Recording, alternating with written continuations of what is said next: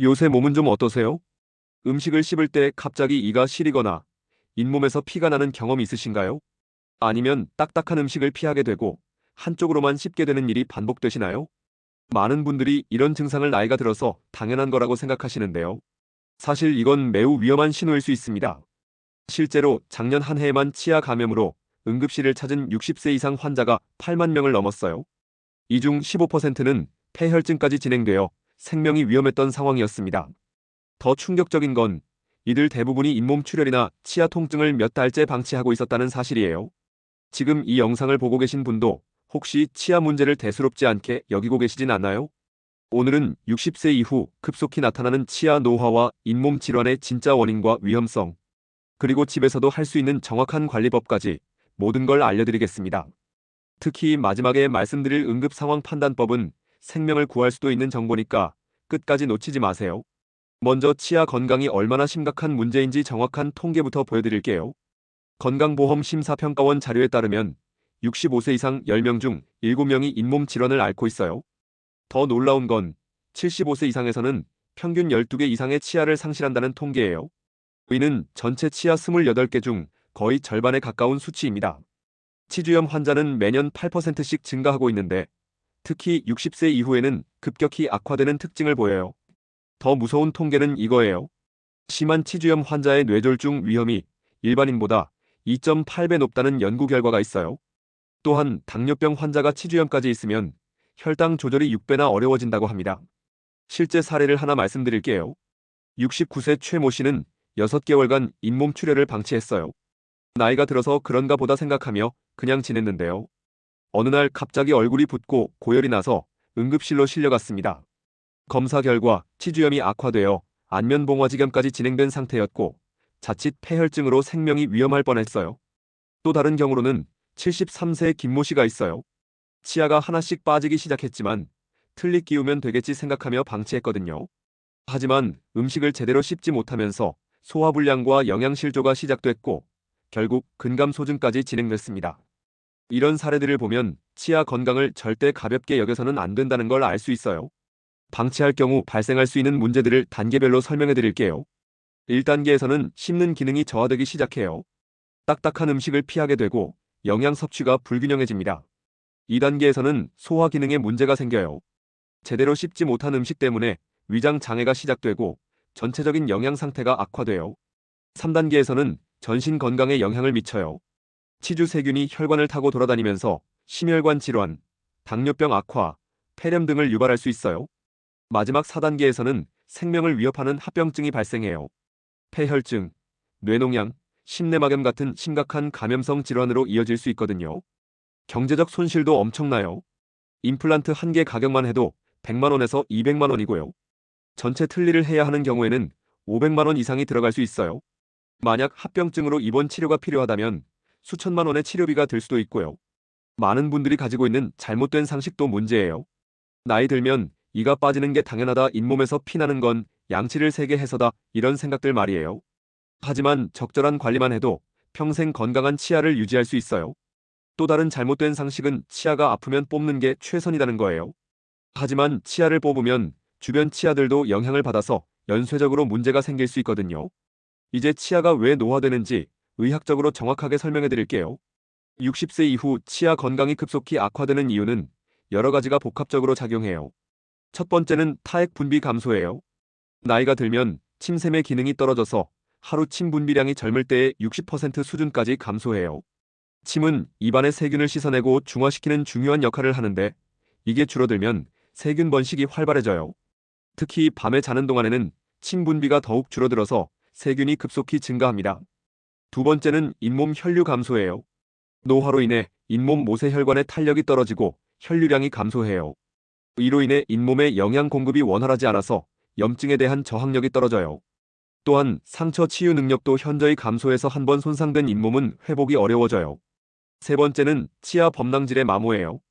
수십 년간 음식을 씹으면서 치아 표면이 점점 닳아 없어져요.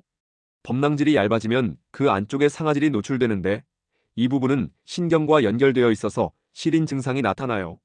또한 범랑질이 약해지면 충치가 생기기 쉬워져요. 네 번째는 치아 뿌리 노출이에요. 나이가 들면 잇몸이 점점 내려가면서 치아 뿌리가 드러나게 돼요.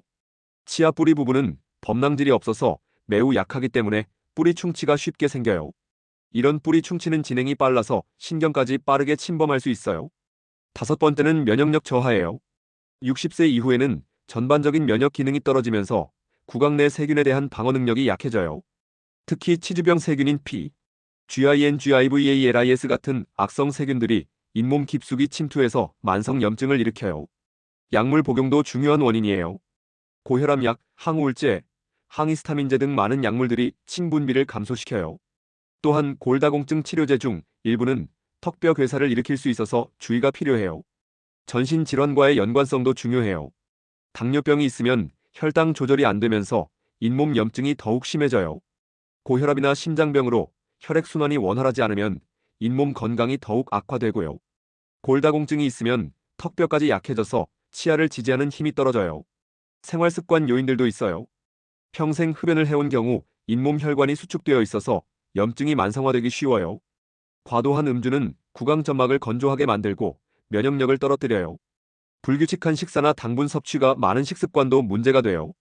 성별에 따른 차이도 있어요. 여성의 경우 폐경 후 에스트로겐 감소로 인해 골밀도가 떨어지면서 턱뼈도 약해져요.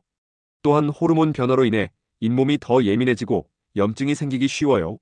남성의 경우에는 흡연과 음주 비율이 높아서 치주염 진행이 더 빠른 경향이 있어요. 치주염의 진행 과정을 자세히 설명해 드릴게요.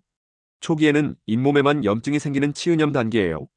이때는 양치질을 할 때 피가 나고 잇몸이 빨갛게 붓는 정도예요. 하지만 방치하면 염증이 깊숙이 들어가서 치주염으로 진행해요.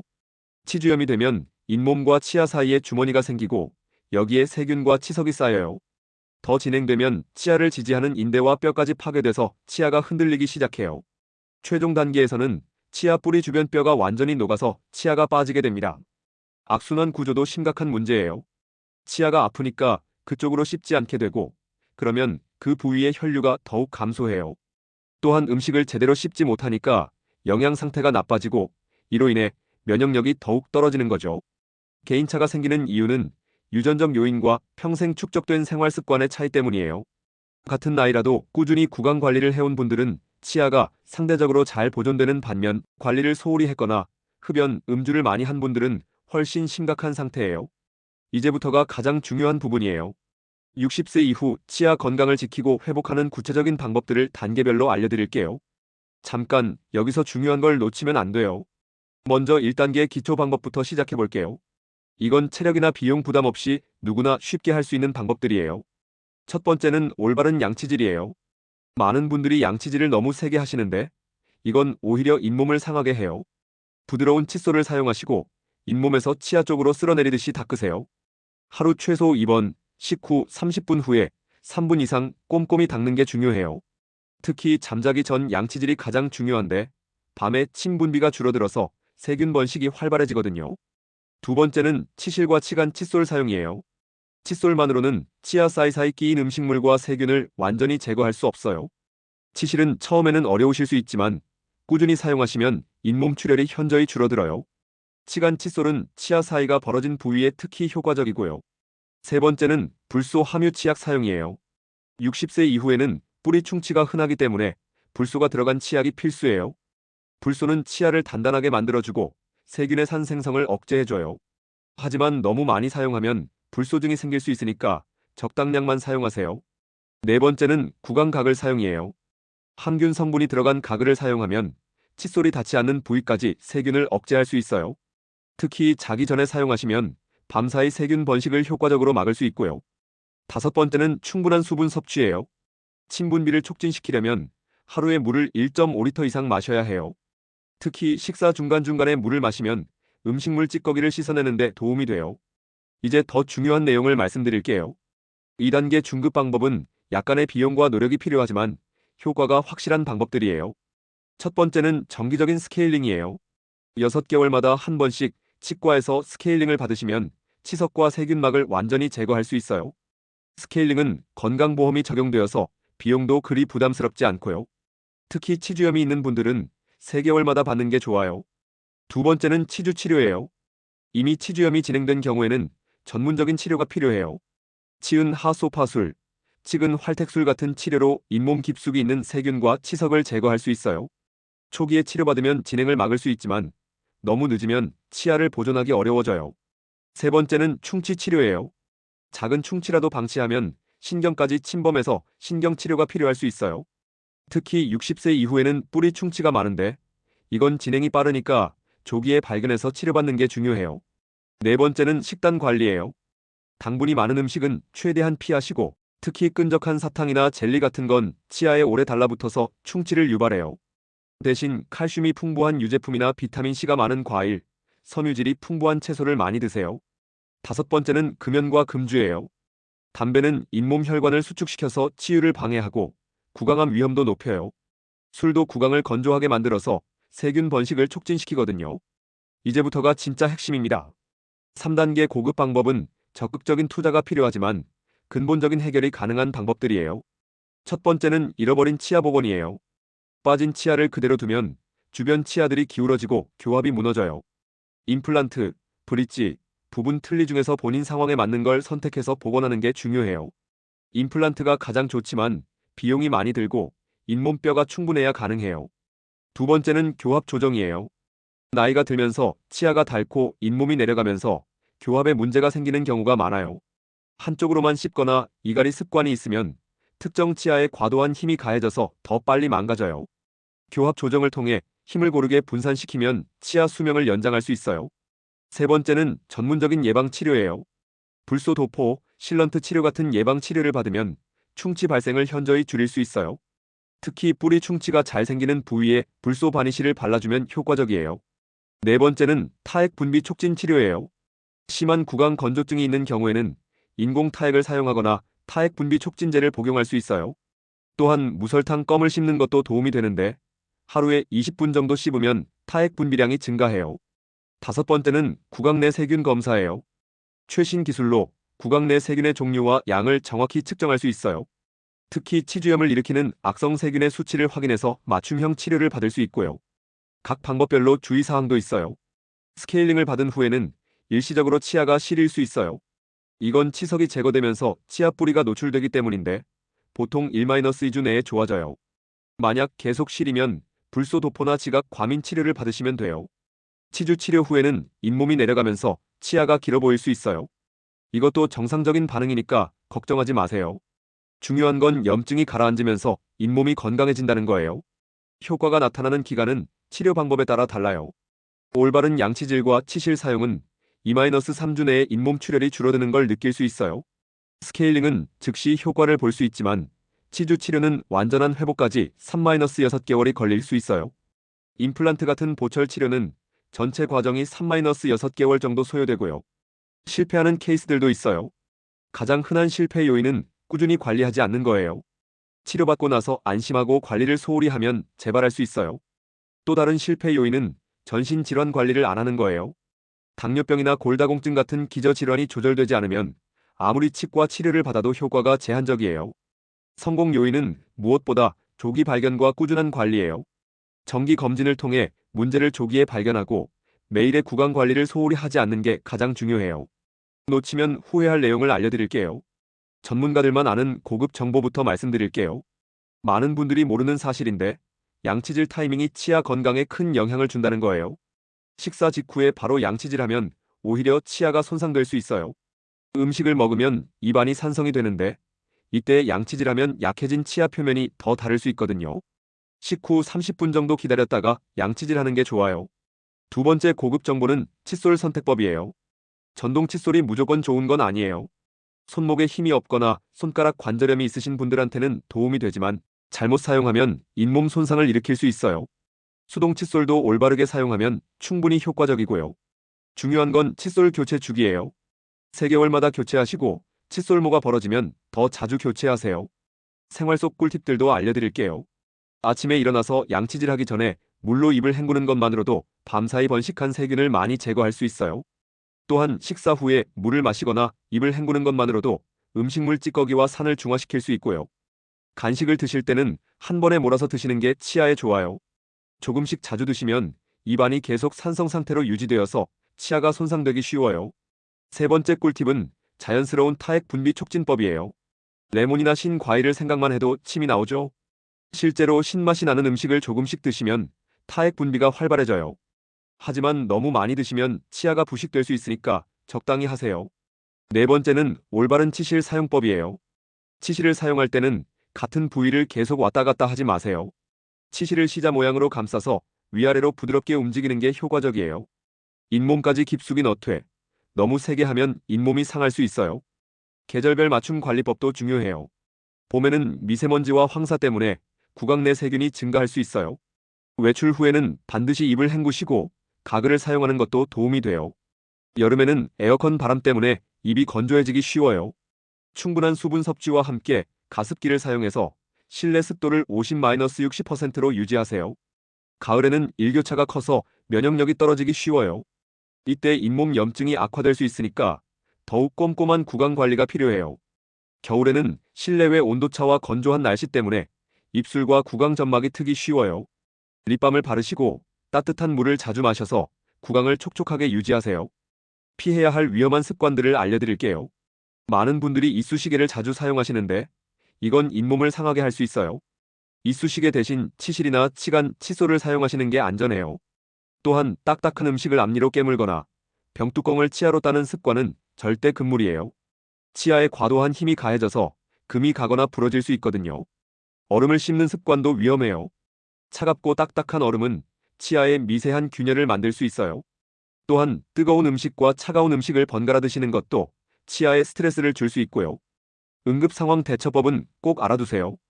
갑자기 치아가 심하게 아프면서 얼굴이 붓고 열이 나면 치아 감염이 심각한 단계일 수 있어요. 이때는 즉시 응급실이나 응급치과를 찾아야 해요. 진통제로 버티려고 하면 감염이 전신으로 퍼져서 폐혈증까지 갈 수 있거든요. 치아가 부러지거나 빠진 경우에는 깨끗한 물에 헹군 후 우유나 생리식염수에 보관하세요. 30분 이내에 치과에 가면 재식립이 가능할 수도 있어요. 가장 중요한 부분을 말씀드리겠습니다. 이런 상황 때문에 대부분 어려워하세요. 첫 번째는 치과 치료비가 부담스러워서 미루시는 경우가 가장 많아요. 임플란트나 틀니 비용을 생각하면 겁이 나서 계속 미루다가 상황이 더 악화되는 거죠. 하지만 초기에 치료받으면 비용도 적게 들고 치료 결과도 좋아요. 건강보험 적용되는 치료들도 많으니까 미리 상담받아 보시는 게 좋겠어요. 두 번째는 치과 치료가 아플까봐 무서워하시는 분들이 많아요. 예전과 달리 요즘은 마취 기술이 발달해서 거의 통증 없이 치료받을 수 있어요. 수면 마취도 가능하고 레이저 치료 같은 최신 기법들도 있거든요. 무작정 두려워하지 마시고 의사와 상담해 보세요. 세 번째는 나이가 들어서 치료해도 소용없다 생각하시는 경우예요. 하지만 80세, 90세에도 임플란트나 틀니 치료가 가능해요. 오히려 나이가 들수록 제대로 씹는 능력이 전신 건강에 미치는 영향이 더 크거든요. 네 번째는 틀니는 불편할 것 같아서 미루시는 분들이에요. 요즘 틀니는 예전보다 훨씬 정교하고 편안해졌어요. 특히 임플란트를 이용한 고정성 틀니는 자연 치아와 거의 비슷한 씹는 힘을 낼 수 있어요. 다섯 번째는 혼자 병원 가기 어려워서 미루시는 경우예요. 보호자 동반이 필요한 시술이 아니라면 혼자서도 충분히 가능해요. 또한 요즘은 치과도 고령 환자를 위한 편의시설이 잘 갖춰져 있고요. 여섯 번째는 정보의 부족 때문에 혼란스러워 하시는 경우예요. 인터넷에는 잘못된 정보들이 너무 많아요. 소금으로 양치하면 좋다, 식초로 가글하면 세균이 죽는다 같은 잘못된 정보들 말이에요. 이런 민간요법들은 오히려 치아와 잇몸을 손상시킬 수 있어요. 사회적 문제도 있어요. 고령자 전용 치과가 부족해서 일반 치과에서 치료받기 어려운 경우가 있어요. 또한 거동이 불편한 분들을 위한 방문 치과 서비스도 아직 부족한 상황이고요. 하지만 최근에는 이런 문제들을 해결하기 위한 정책들이 늘어나고 있어요. 틀니 건강보험 적용 범위도 확대됐고 스케일링도 1년에 한 번은 보험 적용이 돼요. 그럼 오늘 배운 내용을 실제로 어떻게 실천할지 단계별로 정리해 드릴게요. 1단계는 오늘부터 바로 시작하세요. 올바른 양치법으로 하루 2번 이상 치실 사용하기, 불소 치약 사용하기부터 시작하세요. 2단계는 이번 주 안에 치과 예약 잡으세요. 현재 구강 상태를 정확히 파악하고 필요한 치료 계획을 세우는 게 중요해요.